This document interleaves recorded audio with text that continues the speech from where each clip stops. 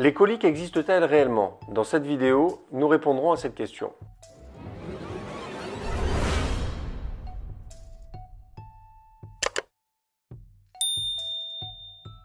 Bonjour, c'est Rémi de la chaîne Praxis Santé. Aujourd'hui, nous allons parler des coliques et nous allons leur donner une définition, les comparer avec celle de l'adulte et permettre de comprendre les causes de ces dernières. Étymologiquement, le mot colique vient du mot kolikos en grec, kolikos en latin, qui veut dire souffrir du côlon. La définition du mot colique, on va prendre celle du Larousse qui nous dit douleur spasmodique liée à la distension du tube digestif, des canaux glandulaires ou des voies urinaires. Exemple, les coliques néphrétiques, hépatiques ou vésiculaires. Alors ça, c'est la définition du mot colique. Mais les coliques du nourrisson sont différentes. En effet, la définition du mot colique, pour prendre celle du livre pédiatrique, où je vous mettrai les références en dessous de la description, survenue paroxystique chez le nourrisson de moins de 4 mois, de pleurs et ou de phases d'agitation inexpliquées. Devant de tels signes, tout le problème sera d'en apprécier le réel caractère anormal. Alors c'est assez intéressant parce que ça fait un peu fourre-tout médical.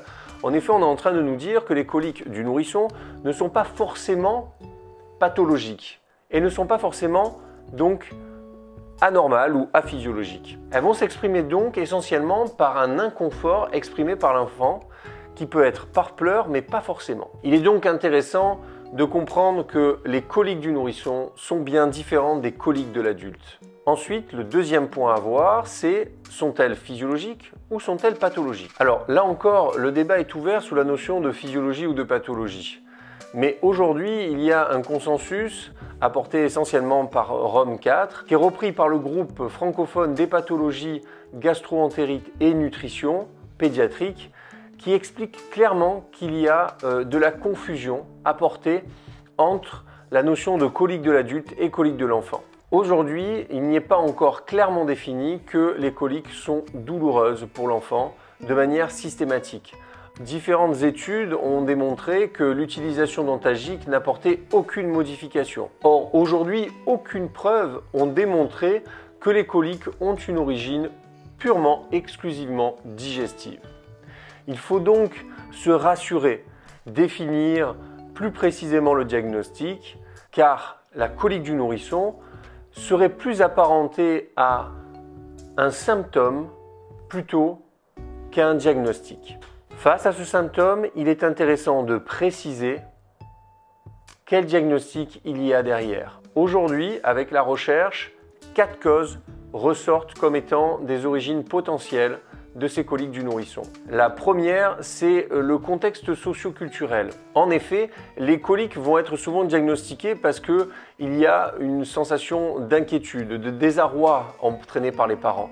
Il est indéniable que la notion socio-culturelle et notre rapport par rapport aux pleurs du nourrisson va induire une augmentation de diagnostic en fonction des milieux. Il est aussi détecté que le tabagisme, par exemple, peut être aussi à l'origine d'une augmentation de ces coliques. Quand on dit milieu socio-culturel, c'est bien évidemment l'âge, le fait d'avoir eu un enfant pour la première fois, le métier que l'on pratique, l'expérience que l'on a dans ce secteur, etc. Et il y a aussi la notion d'adultomorphisme qui a déjà été traitée dans une autre vidéo où les gens vont faire un parallèle entre déjà la notion de pleurs qui va s'assimiler forcément à de la tristesse, à de la souffrance ou à la colère, mais aussi à la notion de colique de l'adulte et colique du nourrisson, qui, comme on l'a vu précédemment, n'ont pas de rapport. Ensuite, il y a les troubles digestifs qu'on se doit de diagnostiquer, comme le reflux gastro-œsophagien, RGO,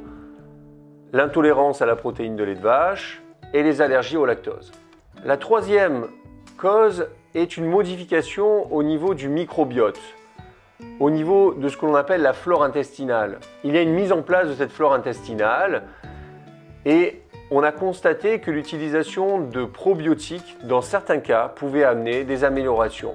Probiotiques que je vous cite juste là.